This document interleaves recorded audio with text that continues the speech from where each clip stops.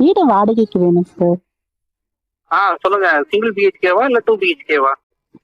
Single பிஹெச்கேல ஒரு room இருந்தாலும் okay தான். ஓகே. எங்க வேலை பாக்குறீங்க? கால் சென்டர்ல. அப்படிங்களா? நீங்க மேரிடா இல்ல அன்மேரிடா மேடம்? நான் மேரிட் தான் சார். அப்படிங்களா? ஏஜ் என்ன? ஏஜ் 22. ஓகேங்க. குழந்தைங்க இருக்காங்களா?